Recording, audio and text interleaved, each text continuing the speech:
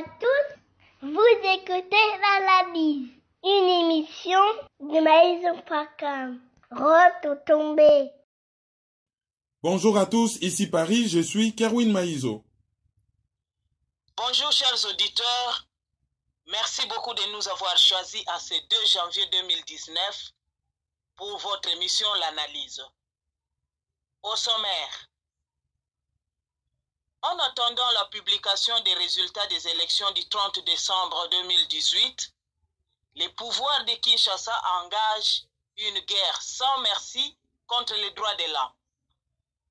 C'est notre page de divers qui va boucler cette édition. Bonjour Kerwin.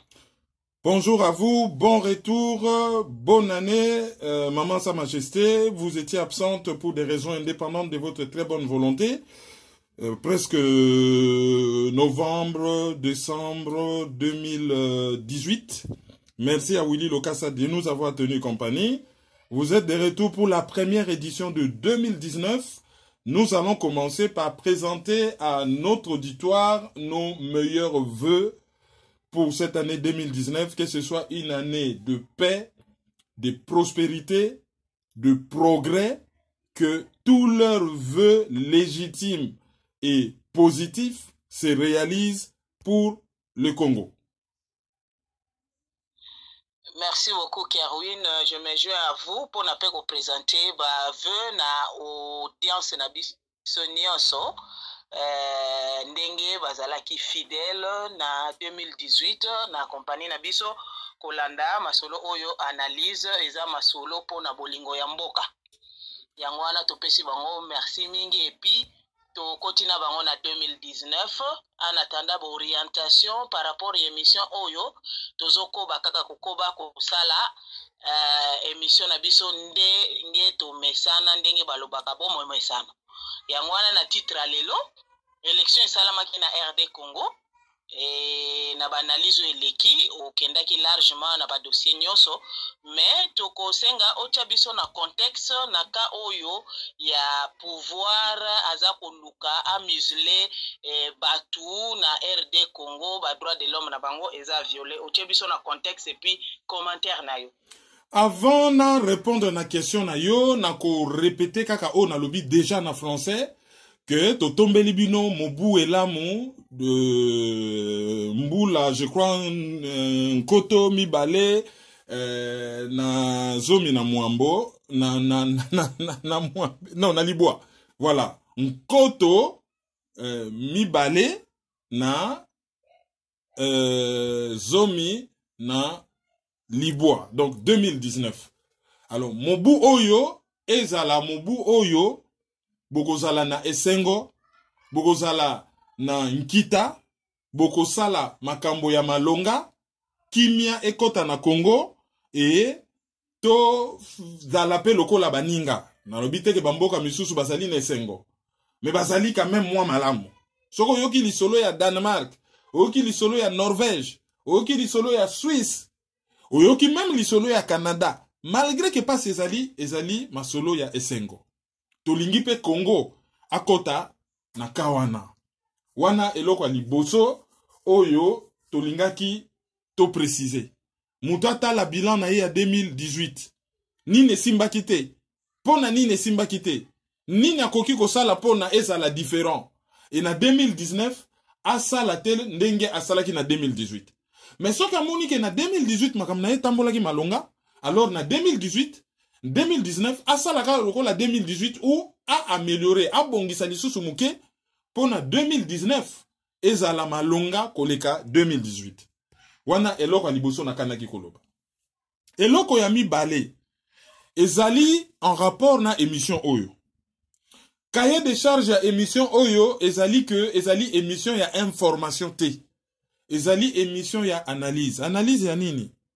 Analyse ya oyo actualité. Ezala politique, ezala économique, ezala sportive, ezala social. Oyo nyonso kaka etali actualité. Na ndenge mboka ezokambama politique. Tokolobela. Oyo nyonso ezali ya lelo oyo makambo salami lelo na lingala na français actualité. Oyo etali lelo sadi mikolo oyo ezali actuel ezali nanu ya sika. makambo etali nkita ndenge nini nkita ezobotama ndenge nini nkita ezotambola ndenge nini nkita ezokolisama ndenge nini nkita ezotekama oyo tobengi na lokota ya français économie tokolobela yango oyo nyonso etali masano sport na loisir tokolobela oyo nyonso etali bomoto ya bato ndenge bato basali ko vivre oyo tobengaka actualité sociale tokolobela yango ezali éditorial te ezali information te ezali toyaka ko répondre na question nini esalami ndenge nini epona nini esalami ndenge wana. C'est ça l'analyse. Mais en tant que communicant toyebi malamu ke soki tolobi likambo wana yokolamaka na bekole ya communication tozali responsable ya oyo tozoloba mais tozali responsable ya oyo batu bazoyoka te. Et yebana nango ke souvent en communication batu balingaka koyoka oyo ezo sepelisa bango. L'exemple oyo yebana oyo tokoki kopesa ba congolais pona ba comprendre bien ezali exemple ya mwasi to mobali oyo baye kobetela ye lisolo ya partenaire na ye moto ya vivaka na ye balobia mwasi wana to mobali wana asalaka mobulu tika ye.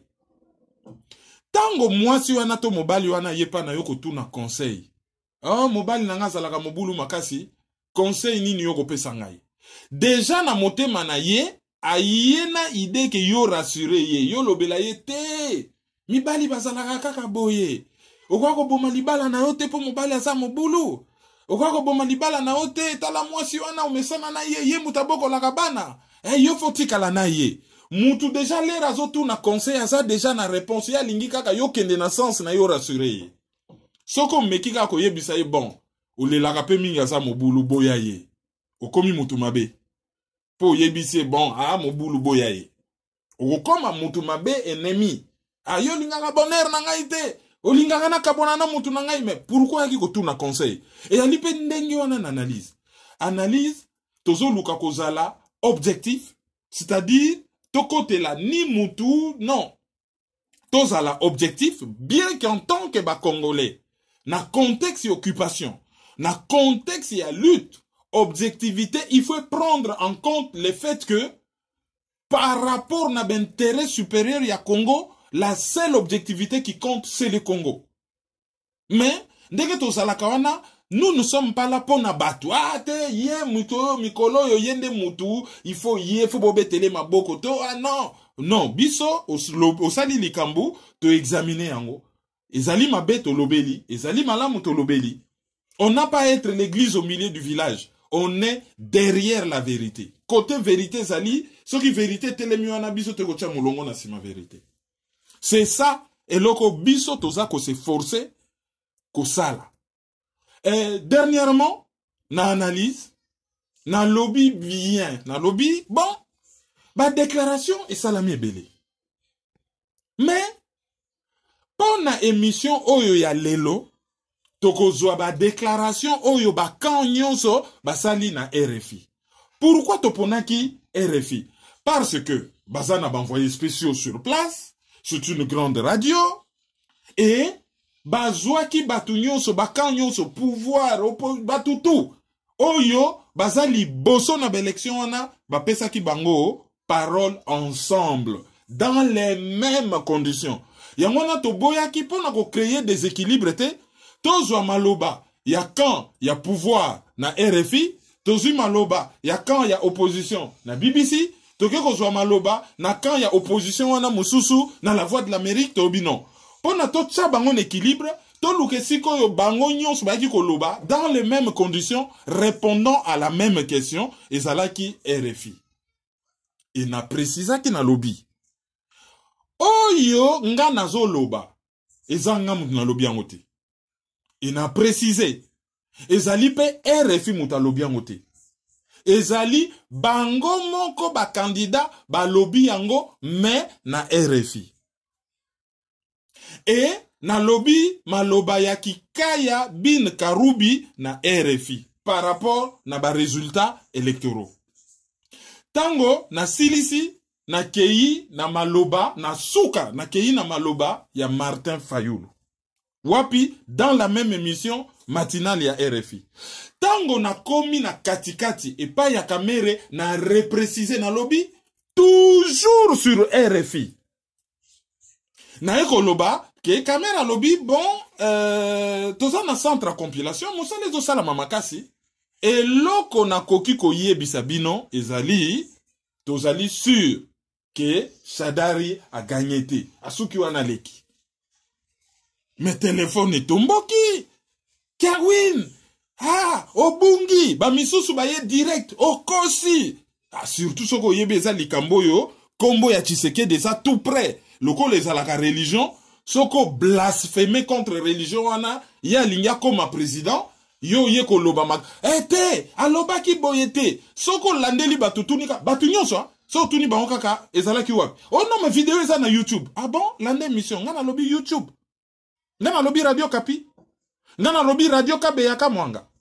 Ngana lobby radio Walungu. Ngana lobby radio Rwanda to radio Burundi. Non, na lobby sur RFI. Mais batuba yo kite sur RFI. Tout batuba yo kite na mutu na bango, il y a une vidéo qui circule, Kamere alobaki, Félix azo gagné. C'est bon. Ah non, alobaki te. RFI on a to kite. Eza na YouTube, eza na WhatsApp partout. Batubazo comment? Je réitère ce que j'ai dit. Kamere batuniye na RFI à lobby après compilation ya parti ya ba résultat bango bazanango ba yebi na bango ke Shadari a gagné ti. Muto a gagné qui est-ce que Kamere après ça qui réponse l'émission wana? Non. Je ne parle pas de YouTube. Je ne parle pas de BBC. Je ne parle pas de Africa numéro 1. Je ne parle pas de la NPR. Je ne parle pas de la SABC, B1, Radio Okapito, RTNC. Je parle d'une émission de RFI. J'ai même précisé, capté à Paris sur le 89 FM. Bon. Nyonso wana pezali défaut. Namboka. Ba cours ya civisme, ba supprima yango, ya éducation politique, ba supprima yango, na éducation politique ezalaki kaka, leka liboso classe yo, leka liboso, bon, Mobuta tonga kinini, oh, la voix d'Isaïe, barrage ya Inga, izini ya Kilomoto, allez, après, bina saka yonsa, allez, obini maître tali, ah, oh, yazo ningsa loketo bien, surtout soko longoli uniforme, o kanyango na loketo alobi, ah, oyo penza ayebi kobina saka yonsa batio ba point belé yango yo esali ba dégâts siko na koti na question na yo po mboka ezo kende ba dégâts esalami mais tozo mona dégâts ya déficit ya éducation civique tozali na ko célébrer 70e anniversaire ya déclaration universelle des droits de l'homme oyo esala ke mukili mumba yebi ke Mutu, Azali et Kelamu Moko tellement différents que il faut Azala naba droit oyo ezo différencier oyo ezo sala kazali nyamate oyo ezo sala kazali nzetete. Même ba nyamana zamba oui nkoiso ka yoki nzala ntabaza na droite ou mbolo kwa na droite akolia ye nanko. C'est la loi de la jungle. Ngando ke ko nage non ebale ya batu nyonso azana kanda na ye akosasa yo. Il n'y a pas de droit. Mais un être humain azali na droit ya respect, azali na droit ya dignité. Okoki par exemple ko torturer kaka te po obimisa ye vérité. Okoki ko sambisa ye te ngulu kaka sans ko respecter ba droit na ye. Okoki ko kanga ye te ndenge olingi. Okoki ko kanga ye munokote tant qu'a fingi mutute, tant qu'a violé droit ya mutute. Okoki ko kangaye munokoto pekisaye ko loba. Droit de l'homme. Bino batuboza na France, bokende na bagar. Bazo sala ba exposition na gare de l'Est. Bogomona les 30 articles, il y a déclaration universelle des droits de l'homme. Sauf erreur de ma part, ezali René Kassan, mutako makango juriste français oyo, soki bokei na préfecture ya Bobini, bogomona esplanade de Zakaliboso, il y a préfecture esplanade René Kassan, ezali kombo ya juriste oyo.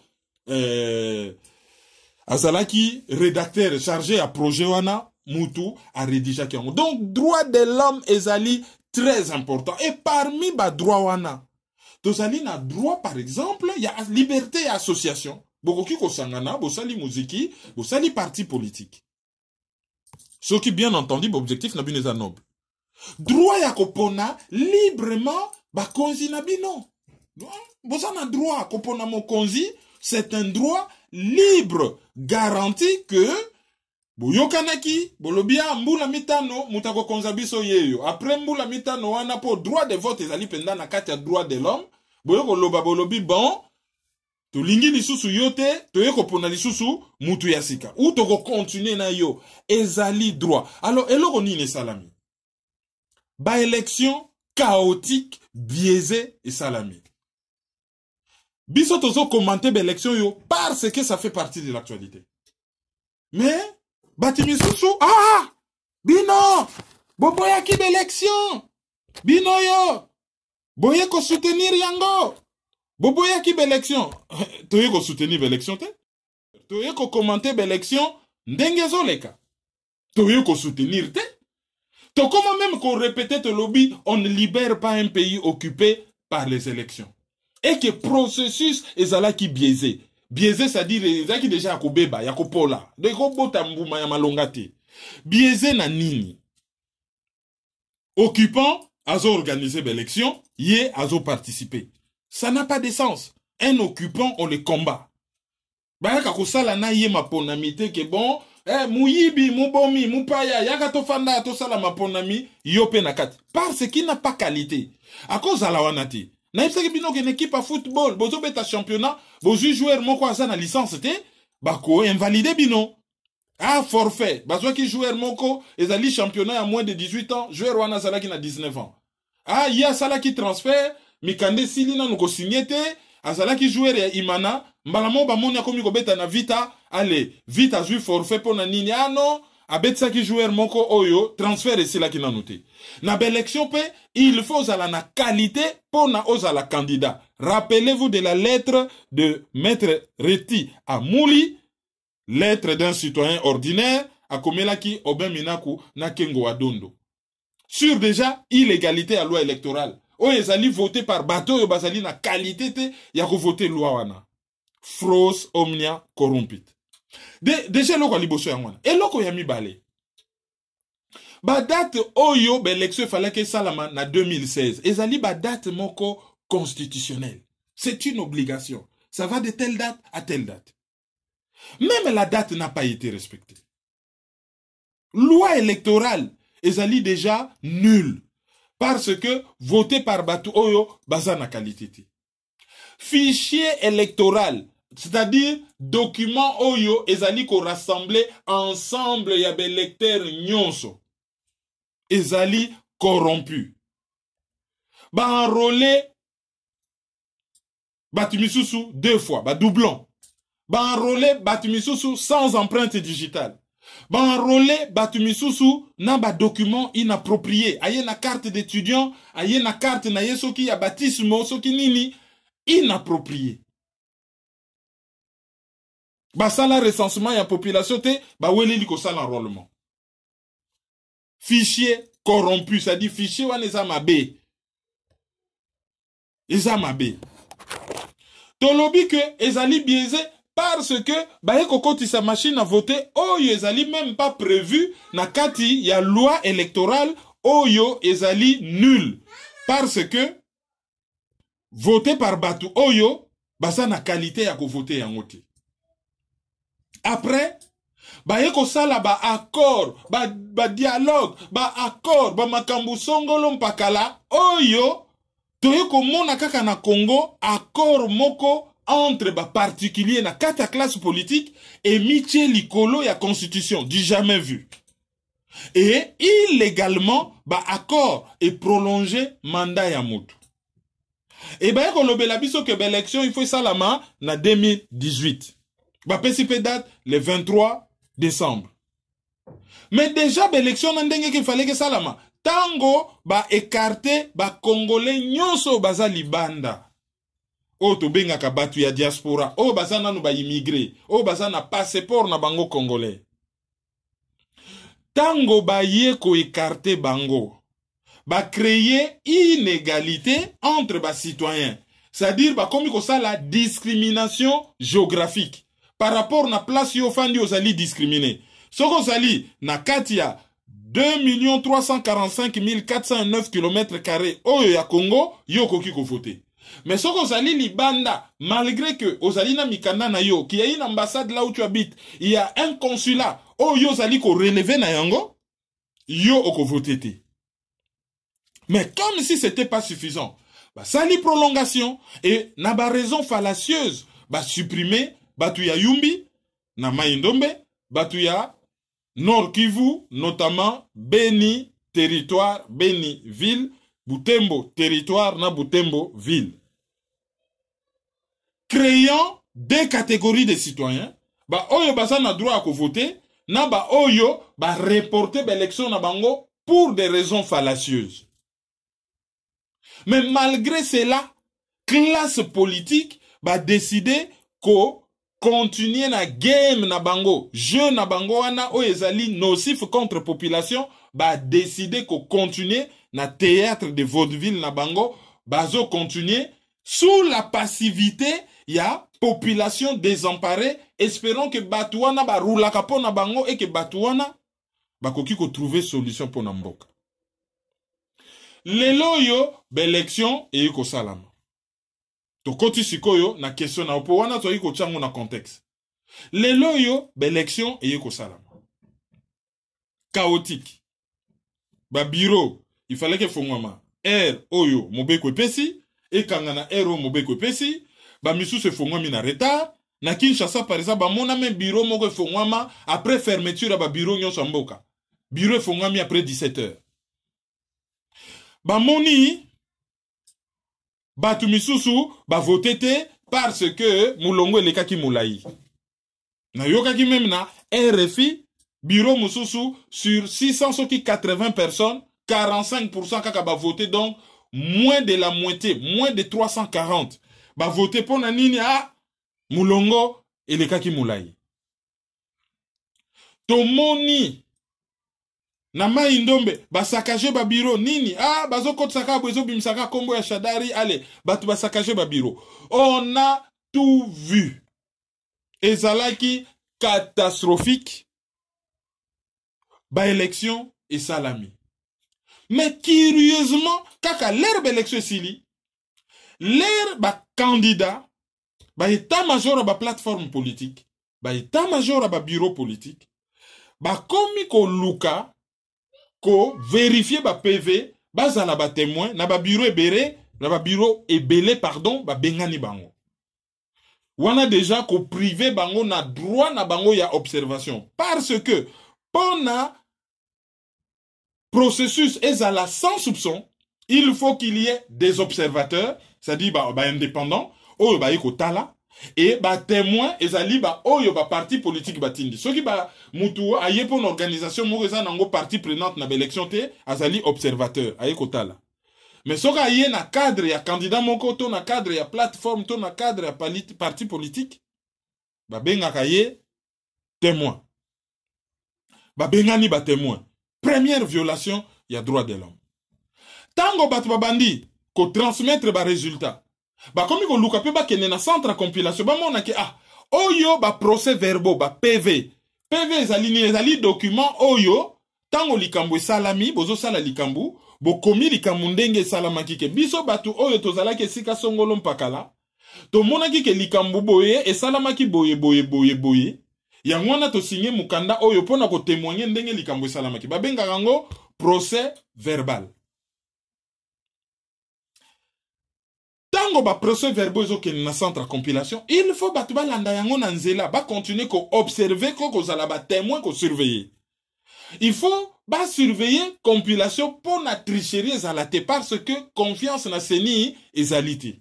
Et c'est là qu'ici partialité na yango ezali impartialité. Ils ont défendre camp moko.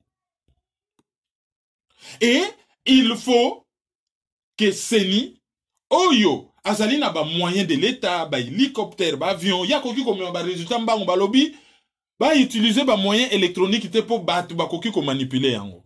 Mais par contre ba témoin bango ba koki ko utiliser ba moyen électronique parce que bango bazali kaka na rôle ya simple vérification.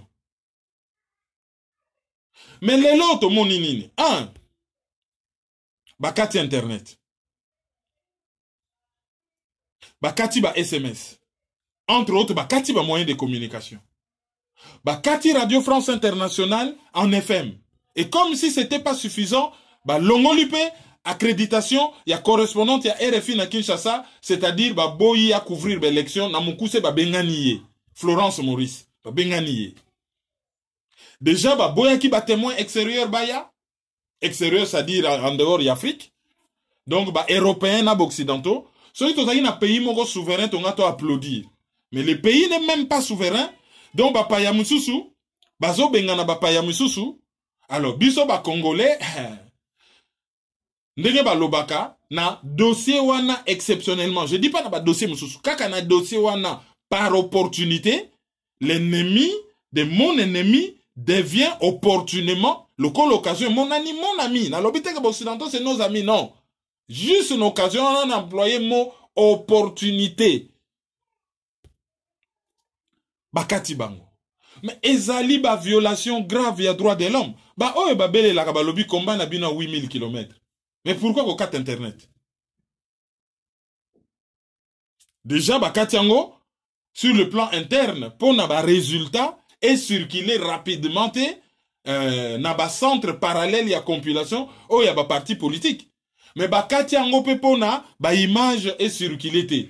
Po ba yebi que so ba image zo circuler ba yebi efficacité ya batapoto na ba réseaux sociaux ya ko tia ba famille pression kuna na Congo po bango batu bona ne uti koleka awa mulongo ezalaki somo na ba agence ya transfert ya mbongo Western Union oyo projet nango na Congo mutayaka nango économiste José Mbumba to sito sala na émission ezali na YouTube ya RM Communication José Mbumba yem tayaka na projet ya Western Union na Congo ba Manigram ba Ria ba Lambert de Paris ba tutu boyebi biso ba tozo boko la ba famille na Congo on a notre mot à dire et bakati internet bakati ba SMS en pleine fête ba yebi ke batu bazana mbongo te soko zana moi 50, 60, 100 noms na répertoire na yo, okoko benga 100 personnes te, otindeli bango fête, ezali coutume moko ya ko se présenter ba vœu. Okomeli bango na Facebook, otindeli bango message na WhatsApp, o utiliser Snapchat, o utiliser Twitter. Bakamati, bakati. En pleine période à bonne année, bazo empêché batou même ba célébrer. Bon se rappeler il y a 5 ans, mokolo bakenda ko inauguré centre ya réception en fibre optique na Mwanda. Na epsaki batou na lobby et ko sala te. Ba bengaka Kabila même nzambe ya technologie par un gouverneur o ya kufa ya ba Congo. Nzambe ya technologie. Na epsa batou na lobby ako sabotango. Il est à quelques jours. Oh non, bakunda ki fibre musikate, bambou le baby siango, a freinant des 4 fers, a komisaka yango, le fibre optique le plus cher du monde par kilomètre. Et, bazaki na contrat, na équipementier moko français, Alcatel, mbala moko ba botolier contrat illégalement, baki ope sango, équipementier moko indien, ba wumela na procès, et ba nima na bango ko paye ba mande na nko. Babundani donc pour na bango internet et jenaka bango parce que population faza na mulili azala na manque d'information. Or droit à l'information ça fait partie ya ba droit ya mutu. Ndenge nzamba salaka mutu mutasa na posa ya kuyeba. Bazo kamamboka na ndenge nini équipe na ya football beta ki wapi e ko beta wapi e gagna ki to epolaki champion na ya tennis ya boxe ya karaté abundaki wapi. Orchestre na ye préféré et kobeta wapi concert ele ezali besoin ya mutu ya koyeba okoki ko privé mutu te de l'information ba priva batutu na Congo bobo sanate il y a pas longtemps gouverneur à Kinshasa a signé un décret moko oyo bat ba respectaka te na nko ke pono kota na Gombe okokota na Gombe te na mapapa il faut là ta basket. Bato baza na ba salaire te baza impayé, baza mpiaka. Baza nzala, baza mia. Alors, yebisi bato wana que, voilà, ngai boza na rolia te, mais faut bosomba baketi. So, lingo ya na République de la Gombe, côté na biso bata bien, ya mbongo, bakolo mboka, République de la Gombe.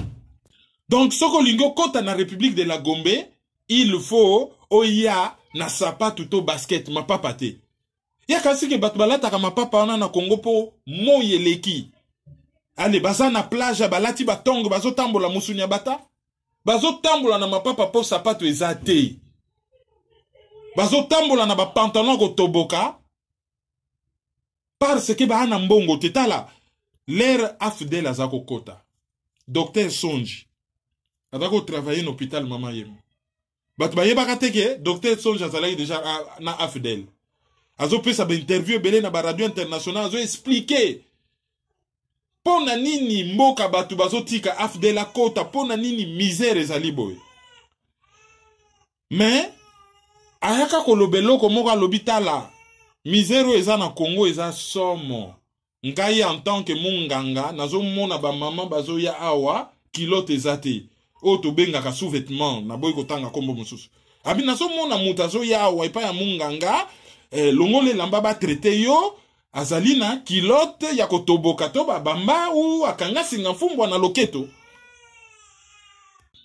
Donc na ndenge ya kanai ba kamata mesure wana ata soki moye ba appliquer ngo ezalite bat ba appliquer ngo te me batu bandima. Bat ba koma kondima ba violation ya ba droit tout. Ba violer ba droit économique na bango ba détourner mbonga mboka. Etali nango ba politicien te. Bango discussion za la kaka to accéder na pouvoir ndengeni. Oh non, Panama Papers, ah etali ba tout na parlement Godillot. Oh baza même pas na minorité de blocage. Mutu moka me quand même kotuna Obin Minaku, président parlement que bon collègue Nabiso député Toyoka qui n'est Panama. Oh non, moi je n'aime pas les sensationnels. Ah bon? Président Assemblée nationale, je n'aime pas les sensationnels. Coupe d'Afrique des Nations, faut pas organiser na Kinshasa. Ben inspecteur Bayebo et Toyoki Kaka va renoncer na bango nanko. Aucune question. Mbongo ya go pass. Mutu pono voyager $50. Bambula na bambula. Ekendaka wapi? Elekaka wapi na budget. Nana sale la kambongo wana. Etali nango batute. Etali ba droit économique et social na bino. Ba droit économique et social na bino bazo violer. Batu bafani na bango nye. Ba politicien na monoko kaka. Masolo ya pouvoir. Basali na bango 5 km demi à boulevard du 30 juin à $130 millions. Ça ne coûte même pas 1 200 000 $. Bon, ça coûte autour de 1 200 000 $. Batu bafandi na bango nye. Bakine na bango. Ko signé ba contrat chinois. Oyo ba brade sol na sous-sol ya Congo. Nyongo wana. Bazo piller sous-sol na biso pendant 50 ans par ba chinois. Batu bafandi na bango nye. Ba boma na bango batu. Batia na bango ba charnier na maluku ba nini. Etali nango batuti. Bosco Ntaganda, akene na ye kosamba na ce pays qui est né au Rwanda, grandi au Rwanda, ndenga komaka na ye général na armée congolaise, a violé na ye nationalité congolaise boye, etali nango batuti. Nkunda batware bakene na bango kotika ya pema na ye na Rwanda après ba dégâts o ya sala na Congo, etali nango batuti. Bazo violé ba droit mais complet, sikoyo ba ye kosala ya minene. Droit à l'information, allez. Info ya RFI zo gêné, trop d'émissions spéciales, batignon so bakomi kolanda RFI, allez on coupe. SMS boka kotinda na ba résultat boye na boye, boko beta ba masolo ya ba élection, allez on coupe. Ba réseaux sociaux à place bo discuta bozo tinda ba image, allez, on coupe. Et à liro tozo kende, bako programmer muto bango bakaneli ko proclamer. Et batoupe coucher, bofa na nyepo. Nani bat bazozela ko défendre. Radio Okapi, o ya MONUSCO, bangona bafandi nye na moni article ya la Libre Belgique. Même ceux qui la Libre Belgique na Hubert Leclerc wane zalaka, crédible était. Radio Okapi, ezali radio ya MONUSCO, bafandi na bangonye, ils n'ont rien vu. Bazosa la politique ya Autriche. Ba observateur ya SADC, ya SADC, ba trouver na bango que processus est le cas qui bien. Batu bafandi na bangonye, droit ya ko manifester bafandi nye. Senko azo compilé, azo communiqué te, azo banga na ye makambo, bon, bako communiquer le moment venu, mais quand? Ce qui résultait, bimita ngo bat bakole là.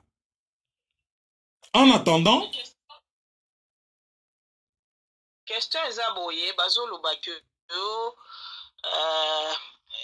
organo ezali habilité na ko pesa ba résultat ezaka kaseni yango wana balingite ke batu mosusu balobela ba résultat.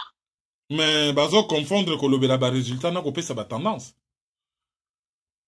Couper sa tendance ça couper sa résultat koloba par exemple que selon l'élection oyo to Monique Fayulu a en tête. Ouais ça couper sa résultat couper sa résultat ça koloba Fayulu a gagné na 54%. Félix Azali deuxième na 30%. Shadari Azali troisième na 10%. Ouais les ali couper sa résultat.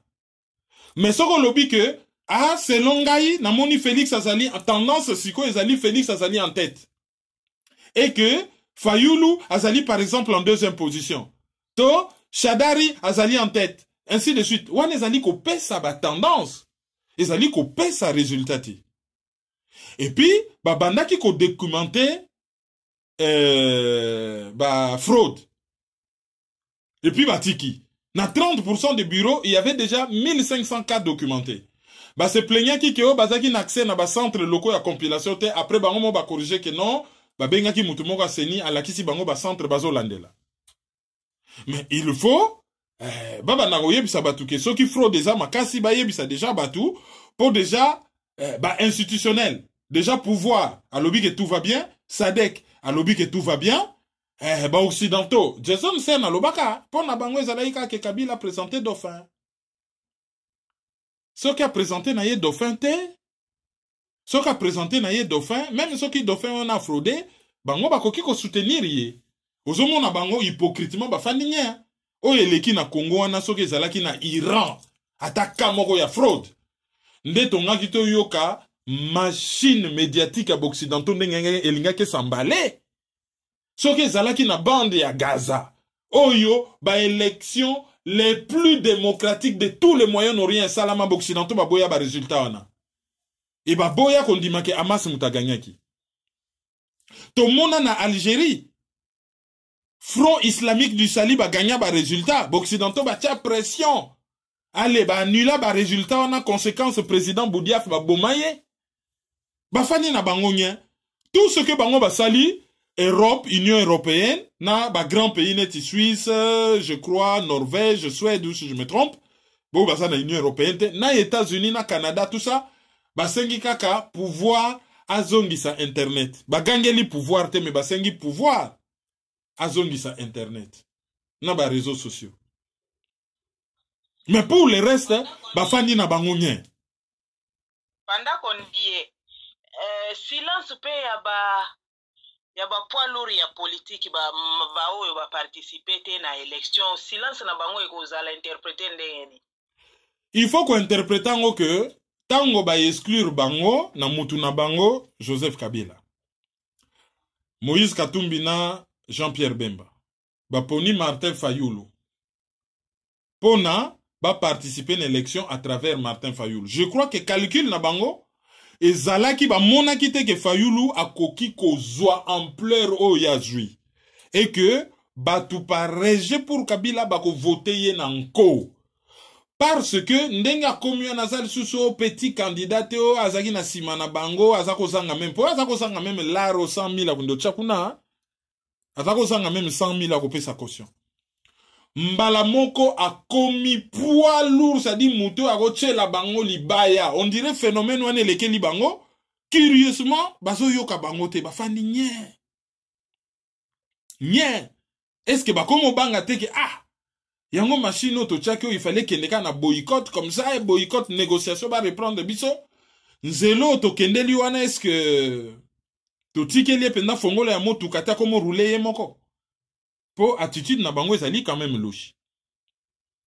Ye Fayulu selon ba info ezo utanakin il y a de fortes chances qu'à ça la yem ta koma ki premier. Azo jouer prudence pour ta la ndenge ezo kende. Mais quand il y a UDPS, au lieu de s'attaquer, Kabila ndenge bango ba conseiller que la cible c'est Kabila, ba déployer souka na machine de guerre contre Fayulu. Yangwana le batunaka Félix Tshisekedi batuni ye balobi mesure na oni na liboso kozwa alobi akokanga bakasho clandestin place bakanga ba militant et opposition. Je me demande si par hasard soki Martin Fayulu a commis président mesure la liboso normalement kozala nini? Peut-être akanga na ba parti politique tout.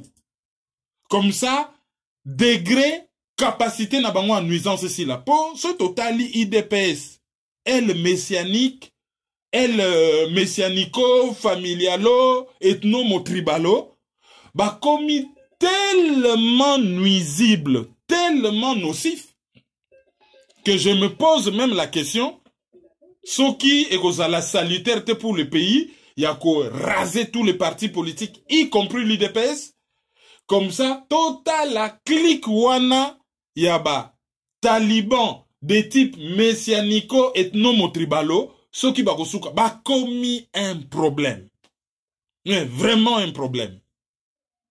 Quelle que soit ba supputation, oh Fayulu a gagné, oh Tshisekedi a gagné, oh Shadari Mouta a gagné.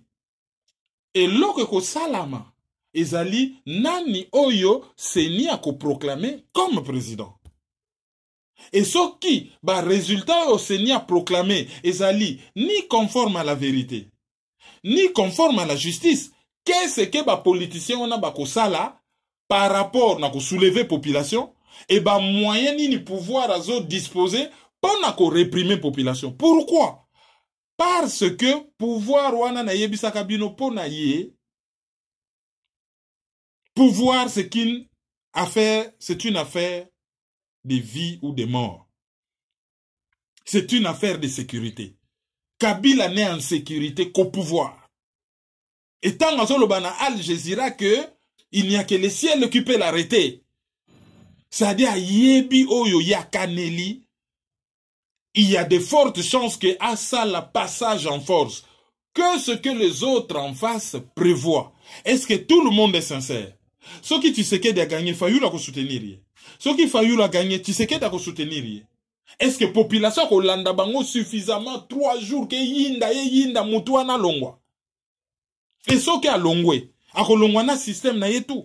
Mouto ya reçoit pouvoir, est-ce qu'il aura les coudées franches pour diriger le pays comme il se doit? Les élections, ce n'est pas une journée, c'est un processus. Avant, qu'est-ce qui se passe? Fichier électoral, les urnes, les opérations, tout. Pendant, Moukoloana n'a pas bureau de vote, présence à bas témoin, bas PV, compilation, comptage. Après, Tina cour constitutionnelle. Et ce qui Kabila a décidé que bon, a annulé naïbe élection, bon bandela le temps qu'il y a Loukara là.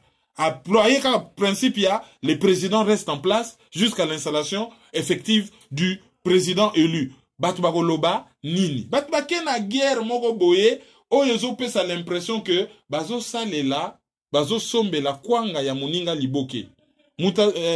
Liboke ya muninga kwanga. Mutazana liboke ça dit Joseph Kabila.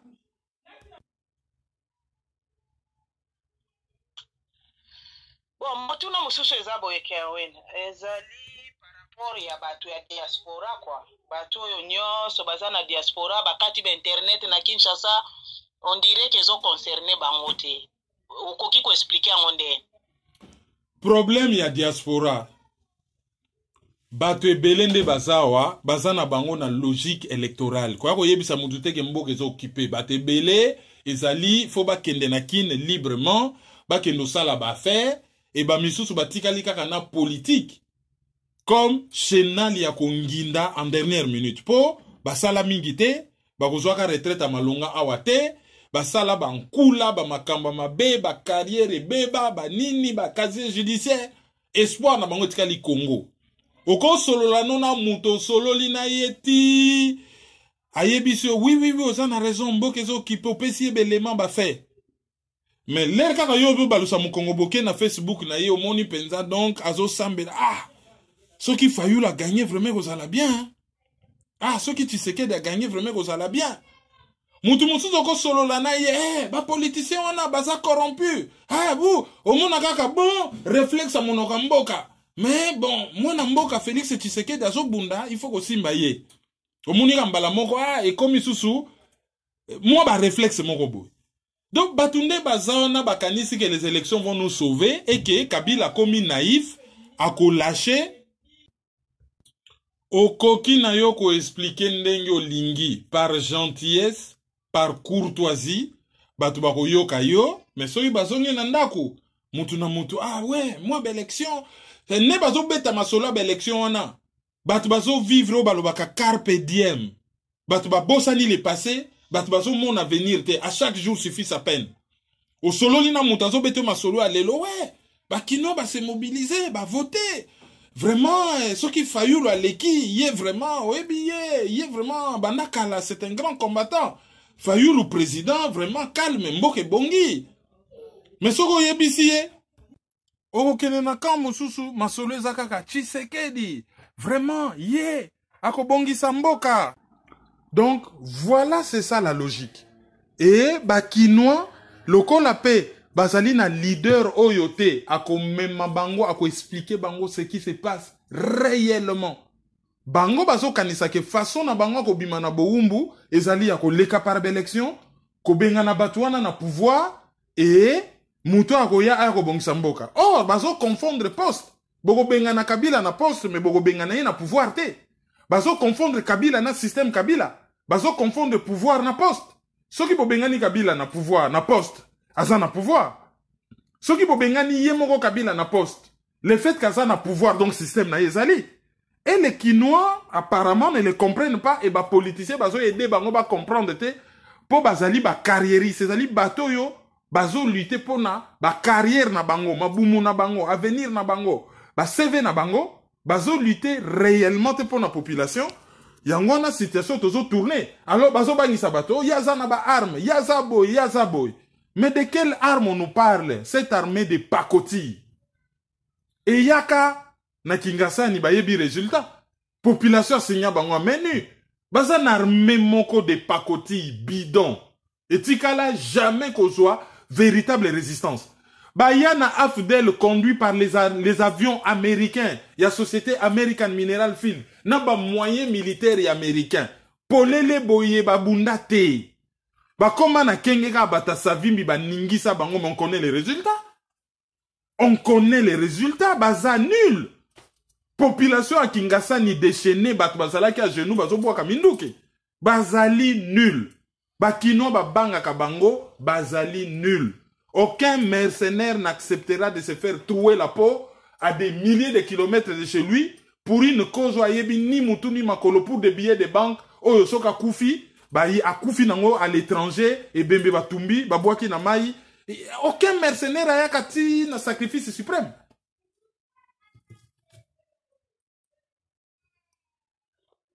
Dans le cas on a page na biso ba d'hiver le quoi les lots ça le 2 janvier et lobby ezalaki le 1er janvier 2019 Kondo Tshisekedi akokisi 1 an na 11 mois depuis Akoufa na Belgique.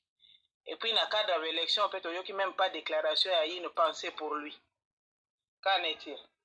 Ben, il en est que, bah, oyo, balingaki basala, marchandisation. Il y a un zoto, il y a un leader politique. Bah, zo salango sans honte. A tout le monde d'ailleurs, moi, nanaye avant qu'il y ait des campagnes électorales, a qu'il y ait Simba Serke, pour senga tata na yape saï makasi, hein. Donc, comment Kabila, dans ce dossier-là, Bango Moko Batuba Pesa Kabila, Fimbu Oyo Abete la Kabango, n'est pas enterré Tshisekedi, c'est une honte du jamais vu. Record Yama BP à Sony, Bandima Kofuta Funerarium, tout ce temps, pour n'a pas imposer, il est comme leader. Or, il faut pas historien, bah, ça la calcul. Pardon, il faut pas historien, bah, ça la. Bah, étude, bah, nini, batala, si c'est un héros politique, bah, tchaye héros. S'il ne l'est pas, ben, qu'on l'enterre comme un ancien grand commis de l'État qui a occupé tous les grands postes jusqu'à Premier ministre. Tozo Yokawa, bon, ambassadeur Ramazani Baya Akoufi, c'est un ambassadeur, il sera enterré avec tous les honneurs. Hein? Ambassadeur, c'est le dernier ambassadeur à Mobutu en France. Comme on a eu à entaché dans Likambo, à ce que total à Mobutu, à côté à Nice, et puis à Boma Banami Balé dans véhicule. ba leva même immunité diplomatique na pour ba kendo juger. Bon, yende mutakufi. Ba kokunda ye comme un grand commis de l'État. Mais après oyo balingi automatiquement bino fobo sanctifier bo chaye héros. Ta la guerre na bino oyo bongi bomima. Lumumba n'était pas un Kassayen, Lumumba c'était un Congolais nationaliste. Guerre oyo lokola Lumumba mutete la, c'est un héros. Azaliwana na Kasai, il faut payer un groupe de tribalistes.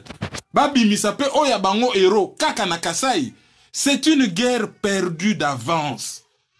Yango wana photo telemela groupe ya ba tribaliste wana. Biso, Bangala, Baluba, Bakongo, Baswahili. Il faut telemela groupe ya ba tribaliste wana bakomi nofis. Yango mikolo kutu soki kako tangi kombo Fayulu, lokola bango baza ba tribalisto et comme likambo ya mpangi, likambo ya mpangi te. C'est juste qu'on cite le nom de Fayulu. Ndenge batanga kombo ya Nemwana Semi, ndenge batanga kombo ya Jean, lokola balobi, bino boza ba tribaliste et c'est avéré, mbala moko pona babomba oya bango komi kaka, bomoni na cadre ya Kimpangi, Kimpangi moko ezati. Kimpangi moko ezati, bataki vous bapesa ki leçon, bakena iko yamba Fayulu plein, Fayulu aza mutakuna. Ba yamba ki Tshisekedi plein, bon, yazaki quand même na kamere, mais aza mutakuna. Bomona ki exemple na Katanga te. Même en Équateur. Tozo visé nation, Batimisou, bazo ramener biso vers le bas. Donc, dossier, on les a vraiment, les a dossier moko, les a grave. Ne fils kata moi pins na nya veste, matanga. Matanga bakundi nan mouweite, moi pins ata na veste. Batbando ça na bango politique, comme si de rien n'était. Bon, bazo ça la politique. Et quelle politique? Pas même une guerre de libération, mais une politique politicienne. Il y a pas politique ailleurs. Hein? Sans même... Voilà. Bakoka qui ko enterré na Belgique. Ba enterré et le moment venu, ba yeko déterré, allez, ba keko kundaye na Congo, comme il le mérite, selon ce que les historiens nous auront dit. Auditeur Nabiso du jour à Liboso, ezali Julien et Kiaka, ya azali na Texas.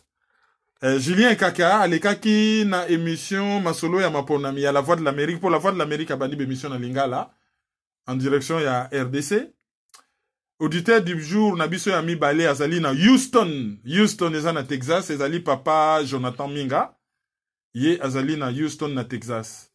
Yami Satou, ezali professeur Yalengi, bolanda ba émission na ezali très intéressant, ye azali na New York, toujours aux États-Unis. Et Yami Nei, ezali professeur Mufankol Chiyoyo, ye azali na Norvège, ezali na Scandinavie, ezali na Nord ya Europe.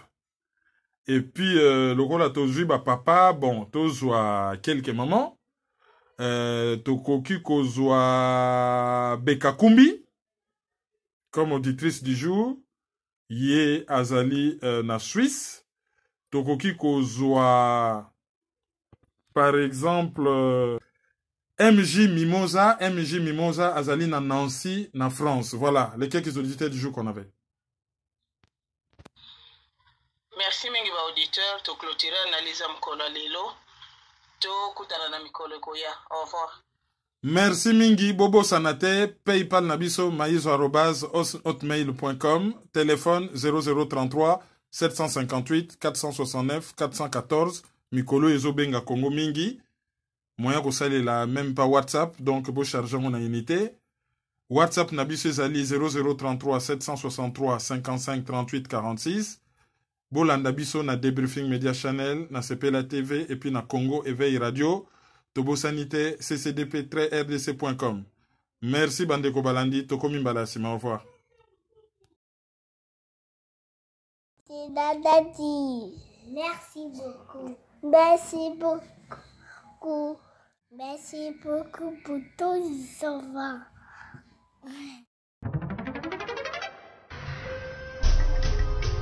Yo, petit à petit, Kerwin implique Banakin.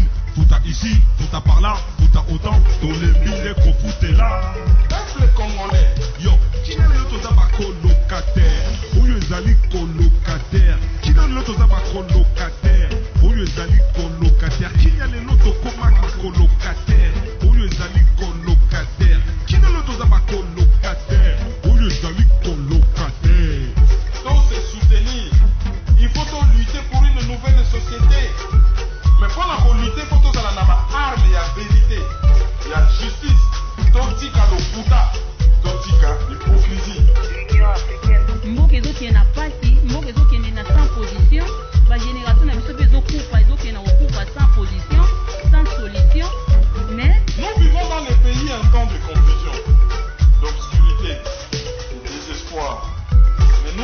donc au plus profond de la nuit, l'aurore pointe déjà à l'horizon. Analyse sur la liste.